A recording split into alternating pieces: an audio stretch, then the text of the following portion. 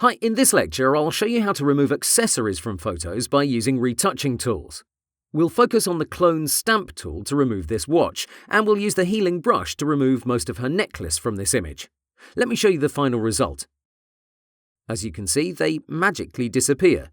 You have both the PSD and the images attached, so let's get started. I'll create a new layer and I'll first illustrate the difference between the healing brush tool and the clone stamp tool. We just learned the healing brush tool samples from an area and then tries to apply those pixels to a new spot by blending them together. This may be great for certain scenarios. For example, here for her necklace, I could use it with ease. I'll sample a similar coloured region from this right side.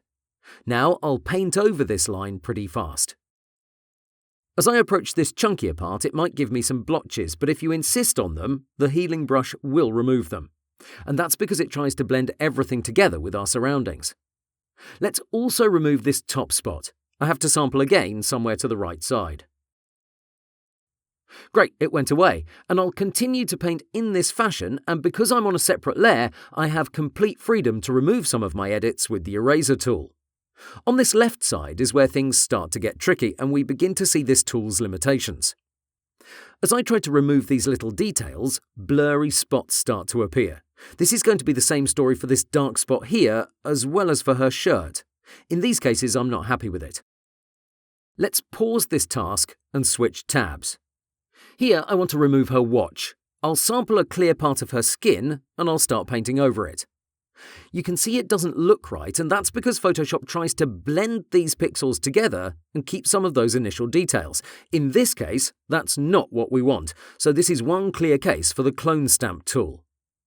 Let me step back and create a new layer for it. I'll name it Clone Stamp Watch. OK, this relies on a brush as well, so we can quickly adjust our size and hardness. Besides that, it has the same aligned feature, but in this case, I strongly suggest you leave it checked. OK, we'll use it non-destructively by working on a new layer. Thus, the sample mode has to be set at current and below. Here's how this tool works. Where the healing brush tool tries to blend pixels together, the clone stamp tool just pastes them in. It works by setting a source point. In this case, I'll sample the left edge of her arm. Now I'll position it somewhere over the bracelet of the watch, and what's great is we get this preview that's showing us what we're about to paint. Mind you, this is exactly what we're going to get. There won't be any blending or pixel matching of any kind. OK, I'll click a few times and you can see how the watch slowly starts to fade away. As I move inwards, so does my other mouse cursor because I'm using the aligned feature. This means I'm now matching the watch region with her own skin, and because these shadows follow the same line, I'm getting a pretty good result. Just to reiterate the difference, if we create a new layer and focus on her face, we'll see she has some spots. Say we want to get rid of them with the clone stamp tool. I'll sample somewhere from this left side. Now I'll paint over these two guys, but look what happens. Because we have a bit of shadow on that region, that perfectly translates here. So the clone stamp tool, as its name suggests, produces perfect pixel replicas. Let me delete this progress and focus back on my watch.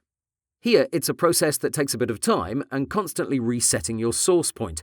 I suggest you keep it on a click-by-click basis, though you can click and drag if you're very confident in your result. The watch slowly goes away, and because I'm using her own skin, I don't have to worry about losing any texture or making it look fake. What's essential is you constantly follow the natural lines of your subject. Here, I'm trying to keep my source point on the same imaginary vertical line in order to keep these shadows. On the edges, you'll see I'm going to have some problems because her hand isn't perfectly straight, but that's not going to be a problem because I'm working on a different layer. That means I can further adjust these edits with a number of tools. Here, I'll use Free Transform by hitting Ctrl-T. Now I'll switch to Warp. Through this grid, I can nudge things back into place, so her natural line is going to be left intact. If you hurry along, you might not get a perfect result, but I'd say if you spend about 15 minutes on this watch alone, you should get a nice blend. In the end, it's a matter of going back and forth and adjusting your clone stamp layer. I found a softer brush does a better job, but you can always right-click and adjust it on the spot. Another piece of advice that might sometimes help you out is creating another empty layer for another region of your subject. So once the right side is buttoned up, you might want to switch layers for the left side. And as you work, you'll constantly resort to a myriad of tools you've learned up until this point. I'm going over it pretty fast because we still have that necklace to tend to in the other tab. If some spots are particularly tricky, switch to the healing brush tool and see if that can help you out. Unless it's a challenge, you have to make your life easier, not harder. Okay, let me wrap up this watch so we can apply the same techniques for the other project. In the end, this is how her arm looks without the watch. The before, the after. Brilliant.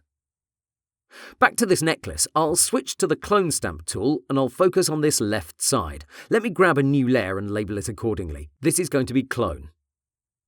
Okay, back to it. I'll sample her shirt and I'll click a few times. You have to make sure you're lining up with this crease. This is a pretty tricky area, especially on her skin, because we have this gap between it and the shirt. No matter, I'll adjust my brush size, and here it might be a good idea to adjust your hardness as well. Honestly, there's no one tip or piece of advice I can give you other than try your best, and in case it doesn't work out, either undo with Ctrl-Z or remove your correction with the eraser tool. I won't keep you any longer, so that's why I'm speeding through it pretty fast. I think you get the approach. In the end, I'll sum it up by saying the healing brush tool is great when you want to blend pixels together and make them match that surrounding area. The clone stamp tool is perfect when you need to add pixels without any other interference from Photoshop, and it's my go-to option when it comes down to removing people or objects. Okay, this wraps it up. Let me show you the initial shots. This is our starting point. And now, here's the after shot where we've used the healing brush and the clone stamp tool. No necklace, no watch. I hope you found these examples useful. Now it's your turn, so please download the images and start working. Have fun!